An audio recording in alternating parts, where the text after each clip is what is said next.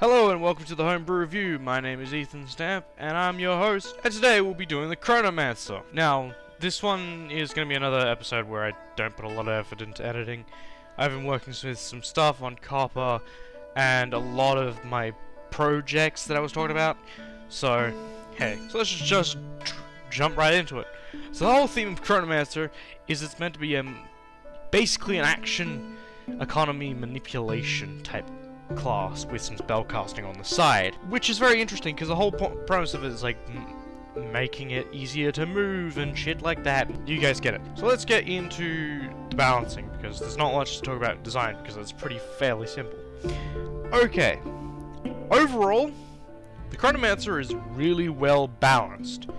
It's almost well, I mean, we're considering 5th ed, which is not very balanced in general. It's as balanced as the 5th ed is.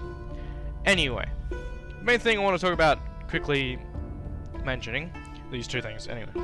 So we have the level 20th ability lets you cast Time Stop as a 5th level spell instead of a 9th level spell, blah blah blah. That's the highest the spell casting goes anyway. Time Stop in general is pretty balanced, so I'm not going to complain about that. I just want to mention that, yeah, as far as Time Stop sounds ridiculous, it is fairly balanced. And then the other thing is this doesn't have any subclasses. I don't know whether this was intentional or not, but, you know, doesn't have any. Now, the next bit I want to talk about...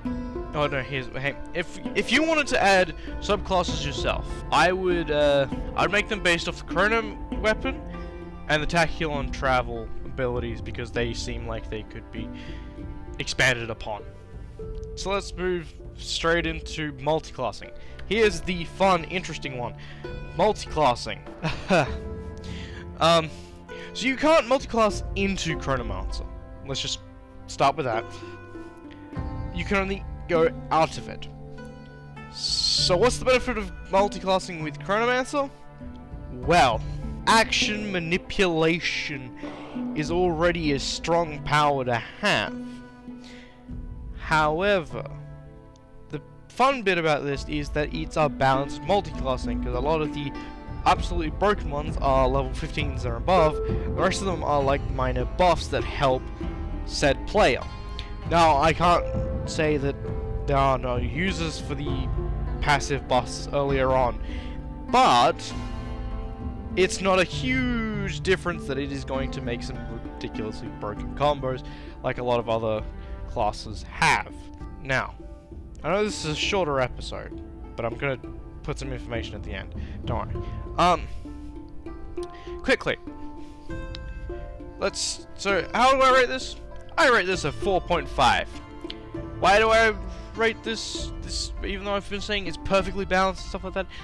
The lack of subclasses. I mean, there's not a lot of variety outside of spell choice, and even then, it is pretty limited because it's stuck to the wizard spells list, so, I mean, come on. So, yes, I'm gonna rate it 4.5 because of that, yeah. So, moving on to the important stuff.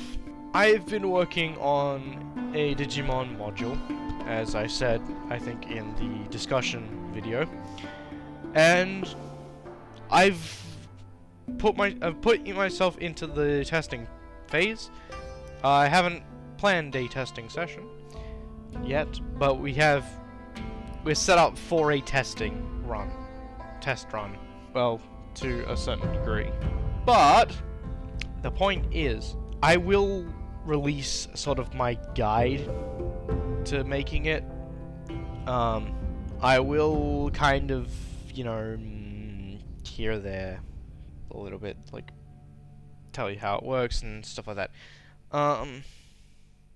Yeah, that's all there is to really say about it. Updates on the My Hero Academia. We've got some examples down. However, we are messing with trying to make each quirk unique. However, the most important one, the rider the rider class is done. An expansion to it will come in the form of a subclass for every single rider in the series, but the rider class is done.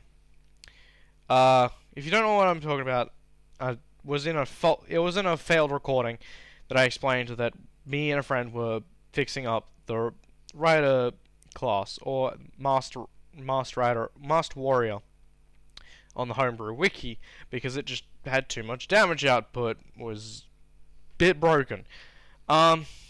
We've tuned it and fixed it up, even including subclasses that I made from scratch.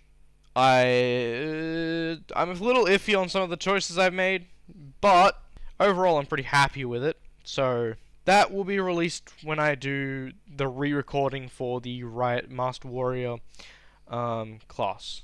So yes, again, just a little update at the end because, you know, I need to keep you guys informed on these projects. So thank you for listening, and I hope you have a good night.